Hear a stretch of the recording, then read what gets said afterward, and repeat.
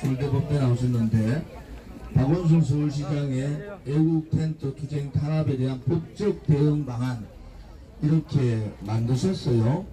이 얘기를 좀 들어보겠습니다. 그죠? 네, 오늘은 여러분들께 말씀을 드릴 기회가 많네요.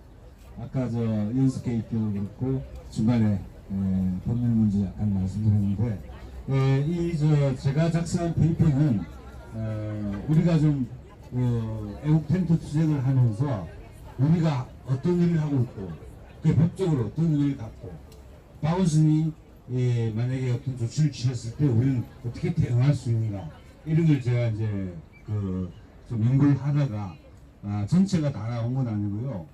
일단 법적 성격하고 그 다음에 박원순의 철거 명령 이것 자체가 위협하다 하는 내용을 밝힌 내용입니다. 구체적인 대응 방안은 앞으로 박원순 쪽에서 어떤 조치를 취하느냐에 따라서 여러 가지 다양한 가능성을 열어두고 검토를 해서 나중에 다시 발표드릴 기회가 있으면 다시 발표드리겠습니다. 첫째, 오늘 제일 처음 중요한 게 우리가 아까 팟캐스트의 주제하고도 연관이 되는데 우리의 투쟁의 목적이 무엇인가? 바로 그걸 제가 검토를 했는데요. 우리의 투쟁의 목적은 크게 두 가지라고 저는 생각합니다. 하나는 2017년 3월 10일 박근혜 대통령에 대한 헌법재판소의 탄핵 결정, 파면 결정이죠. 파면 결정이 있었고 그 파면 결정이 위협하고 부당하다라고 생각한 많은 애국 국민들이 이에 대해서 항의하는 배경으로 항의하는 항의 집회를 열었고 그 과정에서 경찰의 과잉 진압으로 인해서 애국 열사 5분이 목숨을 잃으시는 그런 사태가 생겼다는 겁니다. 이것은 하나의 역사적 사실입니다. 이 역사적 사실을 국민들에게 알리는 겁니다. 우리가 국민들에게 알리는 방법은 여러 가지 방법이 있겠지만은 광화문이 대한민국 수도 서울의 중심부에 해당하기 때문에 여기서 많은 국민들에게 알리겠다 하는 거예요. 그래서 3월 11일 무죄 석방 태극기 항쟁의 실상과 그 다음에 거기서 희생당하신 분들 그 역사적 사실을 알리는 것 그게 첫 번째 목표입니다. 그리고 두 번째는 뭐냐면 이 5분의 열사들이 희생된 신에 대해서는 바로 공권력의 남용이 있었던 거죠. 그래서 공권력의 남용이 있었는데 구체적으로 공권력이 어떻게 남용됐고 어떤 과정을 통해서 우리 애국 열사들이 돌아가시게 됐고 그 책임자는 누구이고 그 책임자들에게 돌아가야 될 법적 책임은 무엇인가 이것을 조사하고 또 조사 결과가 나오는 대로 일반 국민들에게 알리는 겁니다. 그리고 여러 가지 입법 조치라든지 이런 것을 통해 가지고 그 책임자들에 대한 엄정한 법적 책임을 묻는 것 바로 그것이 우리의 목표입니다. 이 목표는 결국 우리가 박근혜 대통령에 대한 탄핵이 무효다, 탄핵 무효 투쟁과 그리고 무죄 석방 투쟁의 연장선상에서 바로 진리와 정의를 회복하기 위한 투쟁이다 이렇게 말씀드릴 수 있겠습니다.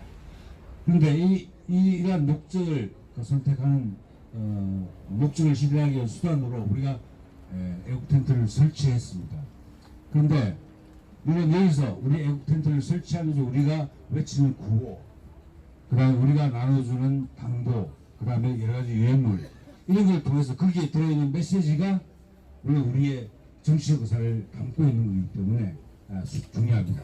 그런데 이 애국 텐트 자체가 하나의 정치적 표현이라고 봅니다. 우리가 얼마나 절실했으면 역사적 진실이 얼마나 왜곡되고 은폐되어 왔으면 우리가 이게 텐트를 치고서라도 그 역사적 진실을 알리고자 했던가 그 절실함 그 중요함 이것을 전달하기 위해서 국민들에게 전달하기 위해서 그냥 말로 글로 알리는 게 아니라 텐트를 통해서 알리고자 했던 겁니다. 따라서 이 텐트 자체가 정치적 표현입니다. 바로 이건 정치적 표현을 하는 공간이냐 수단이 아니라 이 자체가 정치적 표현입니다. 예, 그 행동으로서 표현이라 그 표현으로서 행동이라는 이론이 있습니다. 예, 근데 이런 거죠. 예, 근데 뭐 정부의 정책에 항의하기 위해서 예, 근데 예, 근데 실업자, 노숙자 흉내를 낸다. 노숙자처럼 활동한다. 그것이 하나의 표현이라는 겁니다. 정부 정책 때문에 내가 거지가 됐다. 정부의 정책에 항의하는 방법으로 그냥 노숙을 하는 겁니다. 그 노숙을 하는 행위 자체, 그리고 노숙자가 들고 있는 여러 가지 도구들 있죠. 이 자체가 표현이라는 겁니다. 바로 우리는 이 애국 텐트 자체가 표현입니다. 이게 굉장히 중요합니다. 이게 단순한 수단이 아닙니다. 우리의 표현입니다. 바로 그래서 박원순이가 우리 이 텐트를 건드리지 못하게 만들어냅니다. 왜냐하면 이것 자체가 표현이기 때문에. 이걸 철거하는 것 자체가 우리의 표현의 자유를 억압하는 것이기 때문에 그렇습니다. 그래서 그 점을 좀 유념하시고요. 그래서 우리의 목적은 아까 말씀드린 대로 역사적 진실을 알리고 진상규명과 책임자 처벌을 요구하는 바로 그것이 바로 우리의 목표고 그 목적으로 진실과 정의의 실현이라는 목적 이렇게 기여된다 이렇게 말씀을 드릴 수 있겠습니다. 그리고 이제 두 번째 부분에서 다루고 있는 게 바로 이제 그 법적 성격 문제입니다. 우리가 근데 애국 텐트를 설치하고 여기 운영을 하고 우리가 단가를 부르고 그다음 구호를 외치고 토론을 하고 그다음 자료를 나눠주고 이런 모든 활동들은 우리가 혼자서 하는 게 아니죠. 여러분들이 모여서 하시는 거 아닙니까? 그래서 이것을 집단적 표현이라고 할 수 있습니다. 이게 헌법에는 이렇게 규정되어 있습니다. 헌법에는 21조 1항이 모든 국민은 언론 출판의 자유와 집회 결사의 자유를 가진다 이렇게 되어 있습니다. 그래서 언론 출판과 집회 결사를 분리시키고 있습니다. 그 분리시키고 있는 이유가 뭐냐면 언론 출판은 개인이 하는 표현 활동입니다. 그래서 개인적 표현의 자유 이렇게 이야기합니다. 그 다음에 집회 결사의 자유는 혼자서 하는 게 아니죠.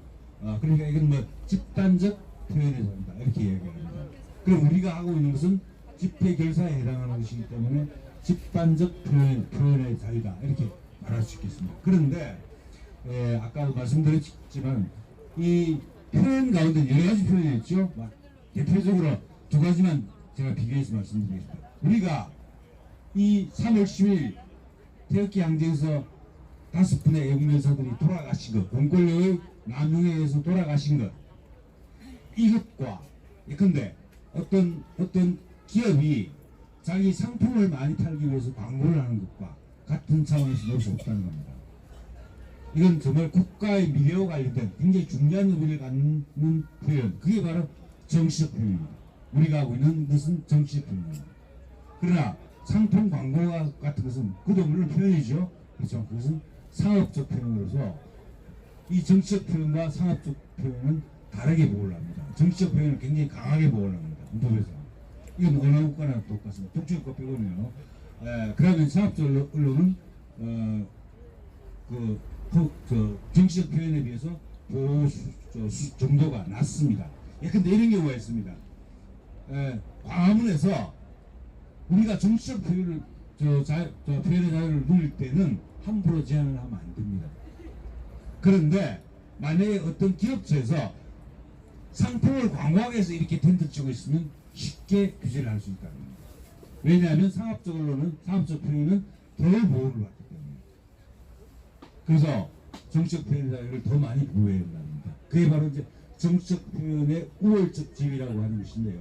우월적 지위를 갖기 때문에 더 많은 보호를 받게 됩니다. 이렇게 이해하시면 되겠습니다. 그리고 우리가 하고 있는 것은 집단적인 정치적 표현 활동을 하고 있습니다.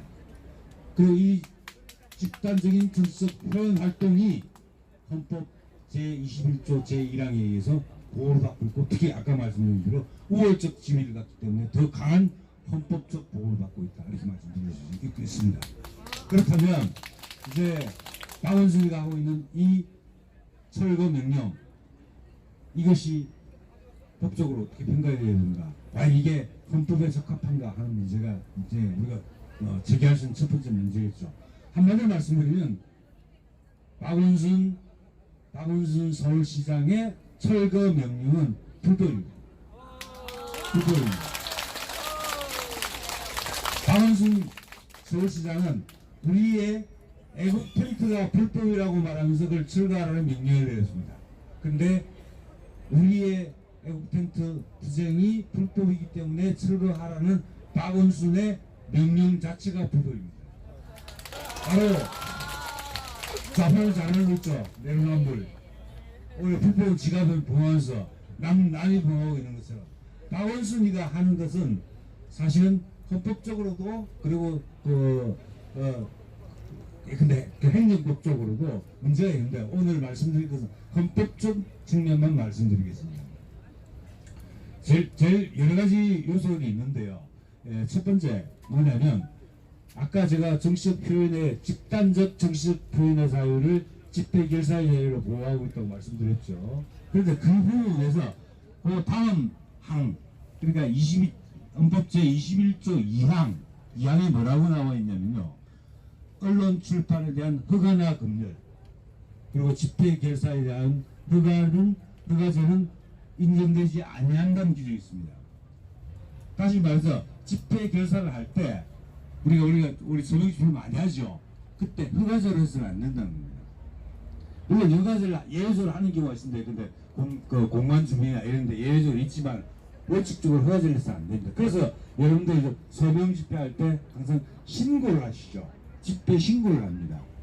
왜 허가를 안 하고 왜 신고를 하냐? 그건 헌법 제21조 2항 때문에 그렇습니다.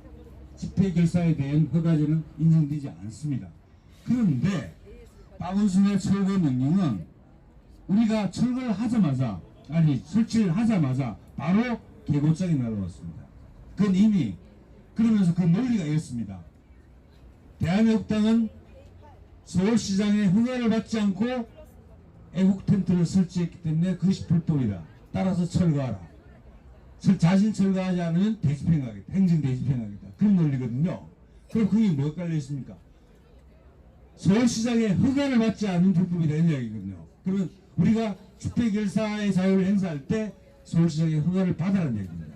그 바로 명백하게 헌법 제21조 2항 위반입니다. 그러니까 허가제가 안 됩니다. 허가를 받으라고 한 것 자체가 헌법 위반이다. 그 말씀이고 따라서 박원순의 철거 명령은 헌법에 위반되는 불법적인 명령이다. 이렇게 말씀드릴 수 있겠습니다.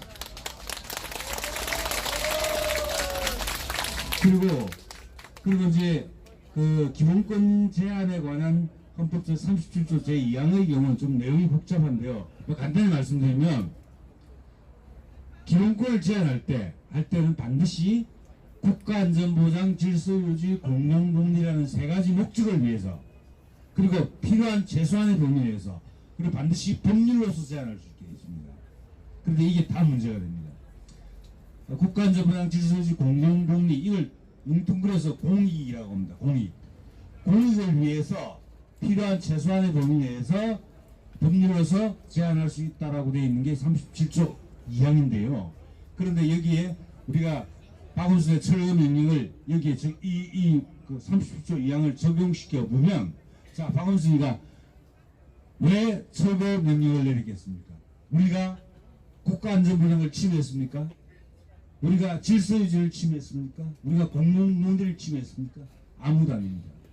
우리는 아무것도 침해한 바가 없습니다. 오히려 진실과 정의를 실현함으로써 공공문리 나가서 국가안전보장 이것을 증진시키는 측면이 있을 수는 있어도 국가안전보장, 질서유지, 공공문리를 저해하거나 침해하는 부분은 없습니다. 이런 요소들이 전혀 없음에도 불구하고 왜 철거 명령을 내렸을까? 그 박원순의 목적이 다른 것에 있기 때문이죠. 다시 말하면 자기의 정치적 목적. 어떻게 말하면 박원순이 속해 있는 좌파 진영의 정치적 목적이 개입되어 있겠죠. 그래서 우파에게는 그걸 식으로 표현하면 이 세월호가 자리 잡고 있는 성스러운 공간을 일종의 촛불 자기들 말투입니다. 촛불 명령에 의해서 정말 적폐적으로 규정당한 세력들에게 내줄 수 없다는 거죠. 이제 신성 모독이라고 본 거죠. 그런데 한마디로 말하면 우파 탄압입니다. 우파 탄압. 우파 탄압이라는 정치적 목적을 위해서 바로 우리 애국 텐트에 대한 철거 명령을 내린 겁니다. 그러니까 이것은 명백히 37조 2항 위반입니다. 그리고 필요한 최소한의 범위에서 기본권을 제한해야 됩니다. 예컨대 만약에 그런 공익 목적이 있다고 인정될 경우에도 그 수단을 선택할 때는 뭐냐면 기본권을 최소한으로 제한하는 그 수단을 선택해야 됩니다. 이게 이제 과잉 금지 원칙이라고 하는데 이건 나중에 한번 다시 말씀드리겠습니다. 기회가 있으면 좀 강의를 해야 되는 내용이어서. 근데 어떡하래? 근데 이런 거죠. 근데 만약에 질서 유지에서 약간 질서를 좀 약간 제한하는 부분이 있다라고 했을 때는 근데 천막 우리 텐트의 설치 장소를 좀 조정해 달라고 하든지 그다음에 일반적으로 통행할 수 있는 공간을 좀 더 확보해 달라고 합니다. 그다음에 이 주민들에게 피해가 가지 않도록 안전리스트를 들어주고 이런 방식으로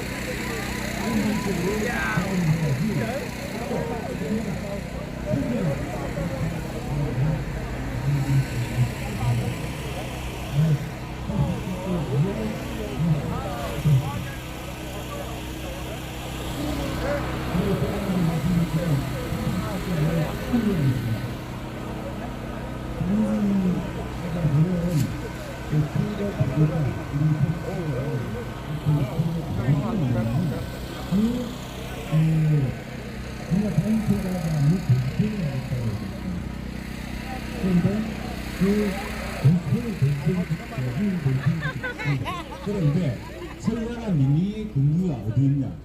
설가란 민의의 근거가 서울시 조례에 있습니다. 근데 우리가 근원적에서 말할 때 헌법이 최고의 그 아래 법률입니다. 그리고 명령 규칙이 있고요. 그 다음에 그 아래 지방자치단체의 조례가 있습니다. 지방자치단체의 조례는 법률보다 교단계는 낮습니다. 근데 헌법 37조 2항에는 뭐라고 되어 있냐면 기본권을 제한할 때 법률로서 제한하라고 되어 있거든요. 그런데 박원순이 금지명령을 내린 이유가 철거 명령을 내린 이유가 조례에 있다고 그랬습니다. 다시 말해서 조례의 규정을 통해서 바로 헌법상 보장된 특히 중요한 강하게 보호받는 정치적 표현의 자유를 제한한 겁니다. 이것도 명백하게 헌법 제30조 위반입니다. 그러니까 법률로서 제한해야 되는데 법률로서 제한하지 않고 조례로 제한했기 때문에 위반입니다. 바로 그게 또 중요한 헌법 위반인 이유입니다. 그 다음에 사실 우리가 텐트를 설치할 때부터 우리가 다 공감하시던 분이 왜 세월호 천막은 허용하고 왜 애국 텐트는 안 되냐 이 말이죠. 사실은 그게 이제 박원순이 자기 덫에 걸려든 겁니다. 이제 이렇게 생각할 겁니다. 박원순이는 아차 이거 세월호 천막 때문에 애국당 못 건드리겠네 이 생각을 할 겁니다. 네, 못 건드린다 이런 생각 안 합니다. 그럼 또 하나는요, 이러다가 내 정치생이 끝나는 거 아니야? 이 생각을 할 겁니다. 왜냐하면 그게 두 가지 요소가 있기 때문에 그런데요. 하나는 공무원은 국민 전체에 대한 봉사자이고 특히 지방자치단체의 공무원, 서울시장 지방자치단체의 공무원이죠. 그 지방 주민 전체에 대한 봉사자입니다.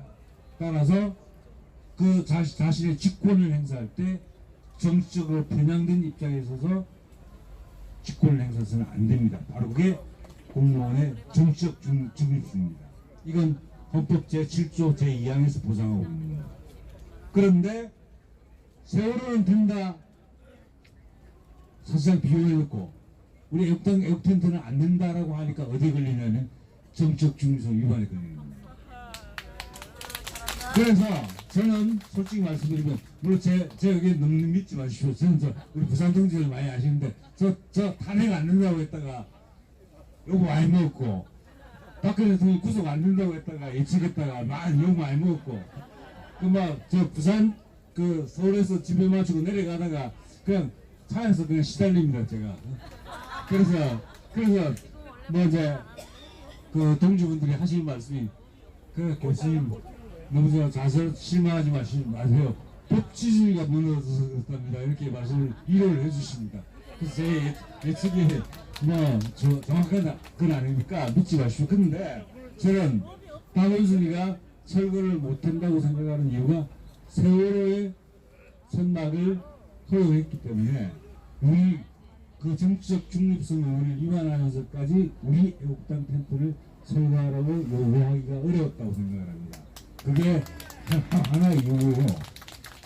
또 하나는 사실은 정말 우리 저 옆에 텐트에 설치되어 있는 성조기가 굉장히 큰 역할을 했다고 봅니다. 성조기가 미 대사관을 향해 있죠.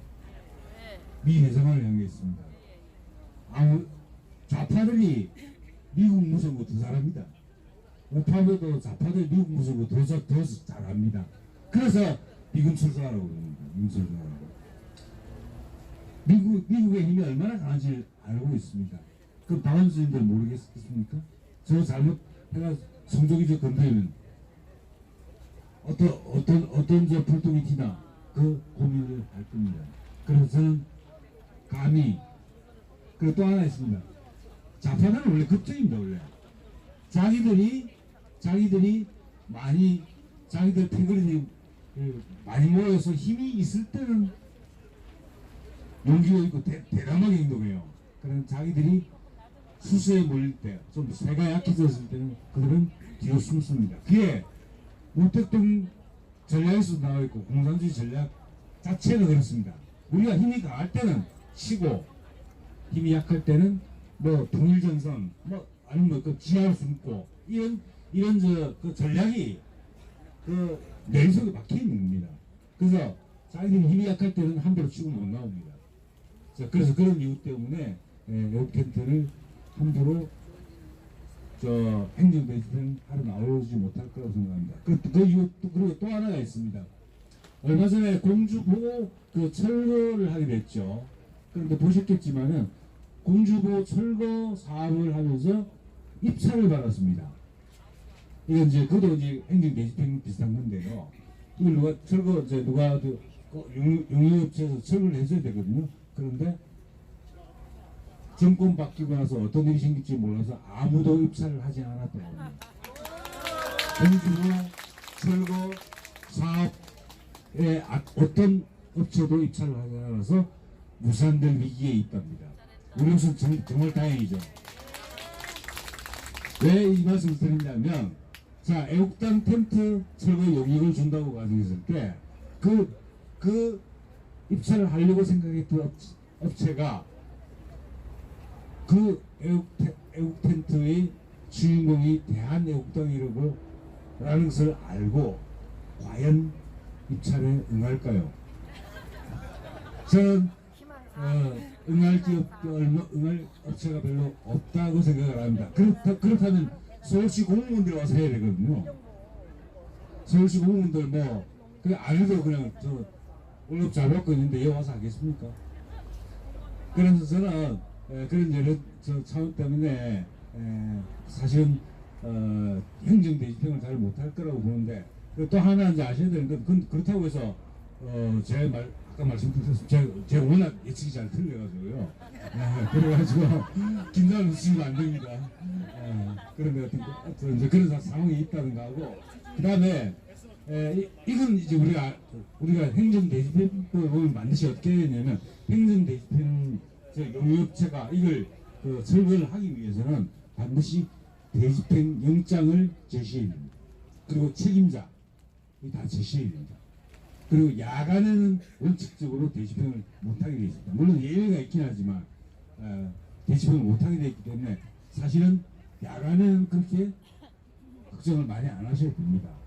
주간에 대집행 가능성이 높기 때문에 주간에 더 많은 분들이 모이시는 분들이 있고, 그리고 밤에 오늘 같은 경우는 굉장히 추우시잖아요.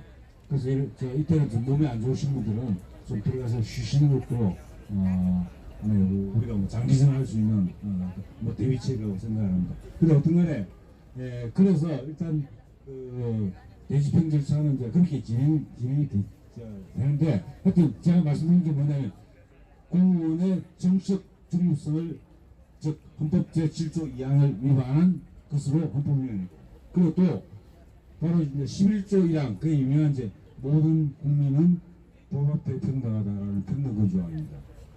그러면 그게 모든 국민이라고 했을 때는 단체, 조직도 포함됩니다. 근데 세월호 단체는 천막을 설치할 수 있고 대한협당 천만인 무지석방 공부를 설치할 수 있다. 이건 차별이죠. 근데 이 차별이 허용되는 경우가 있습니다. 합리적 근거가 있을 때는 차별이 허용됩니다. 차별이. 근데 우리가 입시 제도를 통해서 성적 좋은 학생 뽑고 성적 안 좋은 학생 떨어뜨리잖아요. 그 차별이죠. 왜 어떤 사람은 합격시키고 어떤 사람은 떨어뜨립니까? 그런데 그 성적이라는 기준 자체가 합리적이기 때문에 어떤 학생들은 합격시키고 어떤 학생은 떨어뜨릴 수 있습니다. 공무원시험도 마찬가지 다 그렇습니다. 그런데 세월호 천막 설치는 비호하거나 묵인해놓고 우리 애국당 애국텐트의 철거를 명령한다. 이건 바로 아무런 합리적 근거가 없는 차별입니다. 한마디로 말하면 자의적 차별이라고 해야 합니다. 자의적 차별. 자의적 차별은 바로 헌법 위반입니다. 그래서 이 헌법 제11조 제1항, 11조 제1항 평등권 조항에 위배되기 때문에 당연히 안 되는 겁니다. 그래서 정말 우리 박원순의 철거 명령이 얼마나 여러 가지 위반하고 있습니까? 아예 뭐 그냥 헌법을 통째로 위반하고 있다고 해도 과언할 정도로 그렇게 위반을 하고 있습니다. 그러니까 우리는 정말 떳떳하게 우리는 이 애국 텐트를 유지하고 운영하면서 우리의 그 의사를, 정치적 의사를 표현할 수 있습니다. 그러니까 우리가 그 뭐 이렇게 저 공무원이나 경찰이나 또 다 좌파라고 그렇게 신경전을 펼치거나 이렇게 다툴 필요가 없습니다. 우리 일만 하면 됩니다. 우리는 3월 10일에 태극기항쟁에 지시를 날리고 그 다음에 왜 열사분들이 돌아가시게 됐는지 그 진상 파악하고 그리고 그 책임자들에게 책임을 묻고 그리고 그분들에게 명예회복과 보상을 해드리는 것, 바로 그 길입니다. 우리는 그것만 생각하면 됩니다.